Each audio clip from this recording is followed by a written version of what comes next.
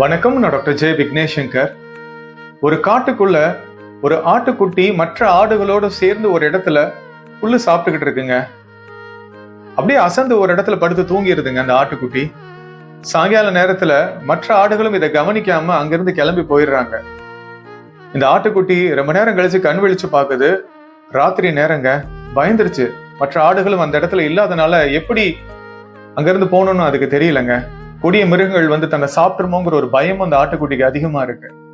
அப்படி மெதுவா நடந்து போகுதுங்க. ஒரு குளத்தை பாக்குது. தண்ணீர் குடிக்கலாம் அப்படின்னு அந்த குளத்துக்கிட்ட போகும்போது அந்த இடத்துல ஒரு கால் தடத்தை பாக்குதுங்க. பெரிய கால் தடம். அது உற்று பாக்குது. அது ஒரு சிங்கத்தினுடைய கால் தடம். பயந்துருச்சு. ஐயோ, சிங்கம் வந்து நம்மளை கடிச்சிருமோ, நம்மள சாப்பிட்டுருமோ அப்படிங்கிற ஒரு பயம் அதுக்கு அதிகமா வருதுங்க. அந்த நேரம் பார்த்து ஒரு நரி அங்க வருதுங்க.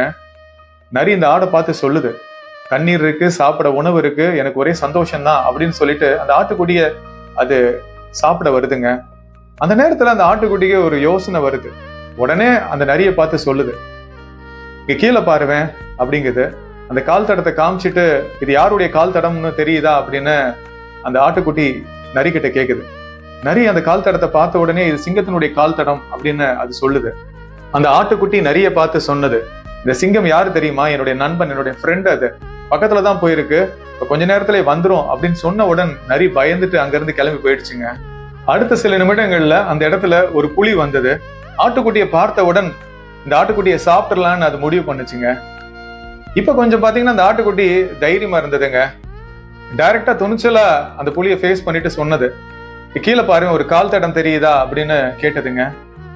புலி அந்த கால் தடத்தை பார்த்த உடனே இது சிங்கத்தினுடைய கால் தடம் தானே அப்படின்னு சொல்லுது. அப்ப அந்த ஆட்டுக்குட்டி புலியை பார்த்து சொல்லுது, இந்த சிங்கம் என்னுடைய நண்பன், பக்கத்துலதான் போயிருக்கு, இப்ப சீக்கிரம் வந்துரும் அப்படின்னு சொன்ன உடன் புலியும் பயந்துருச்சுங்க. என்னது, சிங்கம் உன்னுடைய நண்பனா அப்படின்ட்டு அதுவும் அங்கிருந்து கிளம்பி போயிடுச்சு. அடுத்த சில நிமிடங்கள்ல ஒரு பெரிய சிங்கம் அந்த இடத்துக்கு வந்ததுங்க. இப்ப ஆட்டுக்குட்டிக்கு பயமே இல்லைங்க. துணிச்சலா அந்த சிங்கத்தை ஃபேஸ் பண்ணுது. சிங்கத்துக்கிட்ட சொல்லுது, இந்த கால் தடம் யாருது தெரியுமா? இது ஒரு சிங்கத்தினுடைய கால் தடம். அந்த சிங்கம் என்னுடைய ஃப்ரெண்டு, பக்கத்துலதான் போயிருக்கு, இப்ப வந்துரும். ஏற்கனவே இந்த கால் தடத்தை பார்த்து நரி, புலி எல்லாம் பயந்து போயிட்டாங்க அப்படின்னு சொல்லியிருக்குங்க. புன்னகையோட சிங்கம் ஆட்டுக்குட்டியை பார்த்து சொல்லுது, இந்த கால் தடம் வேற யாரதும் கிடையாது, என்னுடைய கால் தடம் தான் இது அப்படின்னு அந்த சிங்கம் சொல்லுதுங்க. அடுத்து அந்த ஆட்டுக்குட்டிக்கு என்ன பேசுன்னே தெரியலங்க. அடுத்து அந்த சிங்கம் ஆட்டுக்குட்டி கிட்ட சொன்னது, நீ என்னுடைய கால் தடத்தை காமிச்சு மற்ற மிருகங்களை பயன்படுத்தி விரட்டி இருக்க, உன்னுடைய புத்திசாலித்தனமும் உன்னுடைய நம்பிக்கை எனக்கு ரொம்ப பிடிச்சிருக்கு. இனி தைரியமாக காட்டுக்குள்ள மற்ற மிருகங்கள் கிட்ட போய் சொல்லு, நான் உன்னுடைய உண்மையான நண்பன் அப்படின்ட்டு. இப்ப தைரியமா இந்த இடத்துல இருந்து நீ கிளம்பி போ, எந்த ஒரு உதவினாலும் என்ன கூப்பிடு, நான் உனக்கு உதவிக்கு வரேன் அப்படின்னு அந்த சிங்கம் ஆட்டுக்குட்டிகிட்ட சொல்லியிருக்குங்க.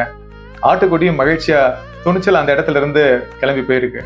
நம்முடைய வாழ்க்கையிலும் எப்பேற்பட்ட நெருக்கடியான சூழ்நிலைகள் வந்தாலும் சரிங்க, அந்த நேரத்துல ஒரு விஷயத்த நம்ம எல்லாருமே உணரணும், இறைவனுடைய கால் தடம் நம்ம பக்கத்துல தாங்க இருக்கு. யோசிச்சு பாருங்களேன், இந்த ஆட்டுக்குட்டி சிங்கத்தினுடைய கால் தடத்தை வச்சு தன்னுடைய உயிரை காப்பாத்திக்கிச்சு. நம்முடைய வாழ்க்கையிலும் எப்பேற்பட்ட இக்கட்டான சூழ்நிலைகள் வந்தாலும் சரிங்க, இறைவனுடைய கால் தடம் நம்ம பக்கத்திலே இருக்கு. அந்த கால் தடம் போதுங்க அந்த எதிர்மறையான சூழ்நிலைகள்ல இருந்து நம்ம கடந்து வருவதற்கு. அந்த சர்வ வல்லமை படைத்த இறைவன் நம்ம கூட இருந்து நம்மளை வழிநடத்தி அந்த சூழ்நிலைகள்ல இருந்து மீட்டெடுப்பாருங்கிற நம்பிக்கையை மட்டும் எக்காரணத்தை கொண்டு நம்ம இழந்துடக்கூடாதுங்க. அந்த ஆட்டுக்குட்டிக்கு அதனுடைய நம்பிக்கை தான் அதனுடைய வாழ்க்கையில திருப்பு முனையா இருந்ததுங்க. நம்முடைய வாழ்க்கையிலும் எப்பேற்பட்ட சூழ்நிலைகள் வந்தாலும், நம்மளை புரட்டி போற மாதிரி சூழ்நிலைகள் வந்தாலும், அந்த நம்பிக்கைங்கிற ஆயுதம் நிச்சயமாக நம்மள அந்த சூழ்நிலையில இருந்து வெளியில கொண்டு வருங்க. இப்ப சில நாட்களுக்கு முன்னாடி ஒரு தாயாரோட நான் ஜூம்ல கன்சல்டேஷன்ல பேசிக்கிட்டு இருந்தேங்க. அந்த தாயார் பாத்தீங்கன்னா இப்ப அவங்க எதிர்கொள்ற சூழ்நிலைகள் காரணமாக கவலையோடையும் பயத்தோடையும் இருந்தாங்க. அதுல இருந்து வெளியில வர முடியாம அவங்க கொஞ்சம் கஷ்டப்பட்டுக்கிட்டு இருந்தாங்க. அப்போ அந்த தாயார்கிட்ட நான் ஒரு கேள்வி கேட்டேங்க, உங்க வாழ்க்கையில இதற்கு முன்னாடி ஏதாவது சூழ்நிலைகள்ல அந்த இறை சக்தி உங்களை மீட்டெடுத்திருக்கா, இறைவனுடைய அற்புதங்களை உங்க வாழ்க்கையில நீங்க உணர்ந்திருக்கீங்களா அப்படின்னு நான் கேட்டேன். அப்படி கண்ணீர் மல்க என்கிட்ட ஒரு விஷயத்த சொன்னாங்க. சில வருடங்களுக்கு முன்னாடி என்னுடைய மகனுக்கு உடல் உபாதை ஏற்பட்டு ஹாஸ்பிட்டல்ல அவன் அட்மிட் ஆயிட்டான். அந்த நேரத்துல மருத்துவர்கள் என்கிட்ட ஒரு விஷயத்த சொன்னாங்க, என் மகன் ரெக்கவர் ஆகுறது கஷ்டம் அப்படின்னாங்க. வென்டிலேட்டர்ல இருக்கிறான், ரெக்கவரி ரொம்ப ஸ்லோவா இருக்கு, முழுமையா அவன் குணமடைவானான்னு தெரியல, இறைவனை வேண்டிக்கோங்கன்னு சொன்னாங்க. அந்த வார்த்தைகளை கேட்டவுடன் அந்த நேரத்துல மன உறுதியோட நான் ஒரு பிரார்த்தனை பண்ணேன் அப்படின்னாங்க. அது என்ன பிரார்த்தனை தெரியுமா? ஒவ்வொரு வாரமும் இந்த நாள் இந்த நேரம் இறைவா உங்க கோயில்ல தான் நான் இருப்பேன், இன்னைக்கு இந்த நாள் இந்த நேரம் ஹாஸ்பிட்டல்ல என் மகன் துன்பத்துல இருக்கிறத நான் பாத்துக்கிட்டு இருக்கேன்.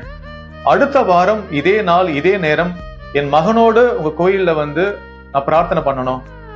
நீங்க நிச்சயமா அதை நிறைவேற்றுவீங்க நான் நம்புறேன் அப்படின்னு அவங்க நம்பிக்கையோட பிரார்த்தனை பண்ணியிருக்காங்க.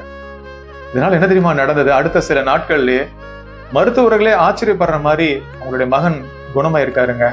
அவங்க பிரார்த்தனை பண்ண மாதிரியே அடுத்த வாரம் அதே நாள் அதே நேரம் அவங்க மகனோட அந்த கோயிலுக்கு போய் இறைவனுக்கு நன்றி உணர்வை வெளிப்படுத்தியிருக்காங்க பிரார்த்தனையின் மூலமாக. அப்ப அந்த தாயார்கிட்ட இதை தாங்க நான் சொன்னேன், இப்பேற்பட்ட அற்புதத்தை நிகழ்த்தி உங்க மகனை மீட்டெடுத்த அந்த இறை சக்தி இப்ப நீங்க எதிர்கொள்ற சூழ்நிலையில இருந்து உங்களை மீட்டெடுக்காதா? அதனால நம்பிக்கை மட்டும் எக்காரணத்தை கொண்டு இழந்துடாதீங்க. அந்த சர்வ வல்லமை படைத்த இறைவன் உங்களோட தான் இருக்காரு. நீங்க அவருடைய ஃப்ரீக்வன்சியோட நீங்க டியூன் ஆகணும். நீங்க அலைன்மெண்ட்டை விட்டு விலகி இருக்கிறதுனாலதான் இப்ப கவலையும் பயமும் உங்களுக்கு வருது. அந்த இறை பக்தி அதிகப்படுத்துங்க, பக்தி வைராக்கியத்தோட இருங்க, உங்களை இறைவன் கிட்ட அர்ப்பணிங்க. அந்த இறை சக்தியின் மூலமாக இந்த சூழ்நிலை நிச்சயமா நான் கடந்து வந்துருவேங்கிற மன உறுதியோடு இருக்கும்போது இந்த சூழ்நிலைகளை அவங்களால கடந்து வர முடியும் அப்படின்னு நான் சொன்ன உடனே அவங்களுக்குள்ள ஒரு புது எனர்ஜி அவங்க உணர்ந்தாங்க. நம்ம எல்லாருமே நம்முடைய வாழ்க்கையில நமக்குள்ள இருக்கிற அந்த சர்வ வல்லமை படைத்த அந்த இறை சக்தியோடு நம்ம தொடர்புல இருக்கலாங்க. அப்படி தொடர்புல இருக்கும்போது எல்லா சூழ்நிலைகளையும் நம்மளால எளிதா கடந்து போக முடியுங்க. நமக்குள்ள அமைதியும் நீடித்த சந்தோஷத்தையும் உணர்ந்து இந்த உலகத்தை நம்ம பார்க்கக்கூடிய கண்ணோட்டத்தையே நம்ம முற்றிலும் மாத்திரலாங்க. எந்த சூழ்நிலையும் நமக்கு பயத்தையும் பதட்டத்தையும் ஏற்படுத்தாதுங்க. ஒரு கான்பிடென்டா நம்பிக்கையோட நம்ம எல்லாத்தையும் எதிர்கொள்ள முடியுங்க. ஆனா இப்ப பிரச்சனை என்ன தெரியுமா? மனதனுடைய இரைச்சல் சத்தத்துக்கு முக்கியத்துவம் கொடுத்துட்டு நிறைய பேர் அவங்களுக்குள்ள இருக்கிற இறை சக்தியினுடைய தொடர்பை துண்டிச்சுட்டாங்க. நமக்குள்ள இருக்கிற இறை சக்தியோடு தொடர்பு கொள்வதற்கான வாய்ப்பை ஒவ்வொரு நாளும் நம்ம உருவாக்கணுங்க. நமக்குள்ள இருக்கிற இறை சக்தியோடு தொடர்பு கொள்வதற்கான வழிமுறைகள் சில நான் இப்ப உங்களுக்கு நான் சொல்லித்தரேங்க. காலையில எழுந்தவுடன் அது ரொம்ப முக்கியமான ஒரு டைம்ங்க, ப்ரிஷியஸ் டைம் நமக்கு. நிறைய பேர் என்ன பண்றாங்கன்னா அந்த நேரத்துல தான் செல்போனை ஆன் பண்ணி அதுல மூழ்கி போயிடுறாங்க. தயவு செய்து அதை பண்ணாதீங்க. இப்ப நானும் காலையில் 5 மணிக்கு எழுந்தவுடன் ஆன்மீக பயிற்சிகள்ல முழுமையை என்னை ஈடுபடுத்திக்குவேங்க. என்ன ரெஜுமினேட் பண்றதுக்கு, என்ன ரீசார்ஜ் பண்றதுக்கு. குறிப்பா அந்த 5 மணில இருந்து 6:30 மணி வரைக்கும் எனக்கும் இறைவனுக்குமான நேரமா நான் அதை பாக்குறேன். அந்த நேரம் என்ன முழுமையாக இறைவன் கிட்ட நான் அர்ப்பணிச்சிடுவேங்க. இப்ப காலையில எழுந்தவுடன் உங்களுடைய மனநிலைக்கு தகுந்த மாதிரி ஆன்மீக பயிற்சிகளை நீங்க செய்யுங்க. ஏன்னா நீங்க என்ன மாதிரி மனநிலையில காலையில இருக்கீங்களோ அதுதான் உங்களை அந்த நாள் முழுவதும் உற்சாகத்தோட மற்ற விஷயங்களை ஈடுபட வைக்குங்க. இரண்டாவதாக, நீங்க எதிர்பார்க்கிற மாதிரி சூழ்நிலைகள் அமையாம இருக்கலாம், இல்ல மனிதர்கள் நீங்க நினைக்கிற மாதிரி அவங்க நடக்காம இருக்கலாம். அந்த நேரத்துல உடனே ரியாக்ட் பண்ணிடாதீங்க. அந்த மாதிரி சூழ்நிலையில என்ன தெரியுமா நீங்க பண்ணணும்? 3 seconds ரூலை நீங்க ஃபாலோ பண்ணணுங்க. அந்த மாதிரி நேரத்துல மனசுக்குள்ள 1 2 3 கவுண்ட் பண்ணிட்டு சுவாசத்தை ஒரு தடவை ஆழமா இழுத்து ரிலீஸ் பண்ணுங்க. அதுக்கப்புறம் தீர்க்கமான முடிவெடுங்க. ஆனா பொதுவா நிறைய பேர் என்ன தெரியுமா பண்றாங்க? எதிர்பார்க்கிற மாதிரி சூழ்நிலைகளோ இல்ல மனிதர்களோ நடந்துக்கல அப்படின்னா உடனே ரியாக்ட் பண்ணிடுறாங்க, கோபத்தை வெளிப்படுத்திடுறாங்க. அதிகப்படியான டென்ஷன் அந்த நேரத்தில் வெளிப்படுத்துறதுனால அந்த சூழ்நிலைகள் இன்னும் மோசமாயிடுங்க. கடவுள் தன்மையில இருந்து விலகி நம்ம ஈகோனுடைய ஆதிக்கத்துல நம்ம செயல்பட ஆரம்பிச்சிருவோம். அந்த நாள்ல ஏதாவது எதிர்மறையான எண்ணங்களுடைய தாக்கங்கள் உங்களுக்கு அதிகமா வந்துருச்சு அப்படின்னு நீங்க கவனிச்சிட்டீங்க அப்படின்னா அந்த நேரத்துல கேன்சல்னு சொல்லிட்டு இறைவன் உங்க வாழ்க்கையில பல அற்புதங்களை நிகழ்த்தி இருப்பாருல்ல இதற்கு முன்னாடி. அதை நினைவு கூர்ந்து பாருங்க. அந்த எண்ணங்களை நீங்க கொண்டு வாங்க. அந்த எண்ணங்களை உள்வாங்கும் போதே பாசிட்டிவான உணர்வுகளை உங்களால ஜென்ரேட் பண்ண முடியுங்க. இதன் மூலமாக அந்த நெகட்டிவான எண்ணங்களுடைய தாக்கங்கள்ல இருந்து நீங்க விடுபட முடியும். இரவு தூங்க போறதுக்கு முன்னாடி என்ன மாதிரி ஒரு மனநிலையில போய் நீங்க பெட்ல படுக்கிறீங்க அப்படிங்கிறது ரொம்ப முக்கியங்க. நிறைய பேர் என்ன பண்ணுவாங்க அப்படின்னா அந்த நாள்ல நடந்த நெகட்டிவான சிந்தனைகளோடய போய் படுத்து தூங்குறதுனாலதான் அவங்களுக்கு நிம்மதியான தூக்கம் கிடையாதுங்க. எதிர்மறையான கனவுகள் அவங்களுக்கு வர ஆரம்பிச்சிடும். அதனால தூங்க போறதுக்கு முன்னாடி அந்த நாள்ல நடந்த பாசிட்டிவான விஷயங்கள் எல்லாம் கொஞ்சம் நினைவு கூர்ந்து பார்த்து அதை ஒரு டைரியில எழுதுங்க. அதே மாதிரி எந்தெந்த சூழ்நிலைகள்ல நீங்க ரியாக்ட் பண்ணீங்க, நெகட்டிவான உணர்வுகளை வெளிப்படுத்தினீங்க அப்படிங்கிறதையும் லிஸ்ட் போட்டு எழுதுங்க. இதனால உங்களுடைய விழிப்புணர்வு அதிகமாகுங்க. அடுத்த நெகட்டிவான சூழ்நிலைகள் இல்ல மனிதர்களை சந்திக்கும் போது அந்த நேரத்துல ரியாக்ட் பண்ணாம அமைதி காத்து அந்த நேரத்துல நீங்க எப்படி ரெஸ்பாண்ட் பண்ணலாம் அப்படிங்கிறதுக்கான விழிப்புணர்வு உங்களுக்கு அதிகமாகுங்க. அப்போ ஒவ்வொரு நாளும் இரவு தூங்க போறதுக்கு முன்னாடி இப்ப நான் சொன்ன மாதிரி செல்ஃப் ரிஃப்ளெக்ஷன் பண்ணும்போது நன்றி உணர்வு அதிகமா நீங்க வெளிப்படுத்த ஆரம்பிப்பீங்க. அதே மாதிரி உங்களுடைய விழிப்புணர்வும் அதிகமாக ஆரம்பிக்குங்க. இதன் மூலமாக எந்த ஒரு சூழ்நிலையும் நீங்க துணிச்சல் எதிர்கொள்ள முடியுங்க. பயம் சார்ந்து இல்லாமல் நம்பிக்கையோட அந்த சூழ்நிலைகளை உங்களால கடந்து போக முடியும். இப்ப உங்க வாழ்க்கையில நீங்க எப்பேற்பட்ட சிச்சுவேஷன்லயும் இருக்கலாங்க. தயவு செய்து நம்பிக்கை இழந்துடாதீங்க.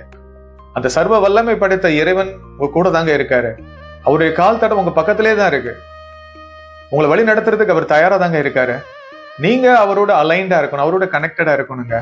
எவ்வளவு இக்கட்டான சூழ்நிலைகள் வந்தாலும் சரிங்க, இறைவன் கிட்ட உரிமையா ஒரு தாய் தந்தை கிட்ட கேட்கற மாதிரி நீங்க கேளுங்க. இந்த சூழ்நிலையை நான் கடந்து செல்லணும், அதற்கான ஆற்றல் எனக்கு கொடுங்க, என்னோட நீங்க இருங்க, எனக்கு நீங்க தான் வேணும் அப்படின்னு நீங்க மன உறுதியோடு இருக்கும்போது அந்த இறைசக்தி உங்க வாழ்க்கையில அற்புதத்தை நிகழ்த்துவாங்க.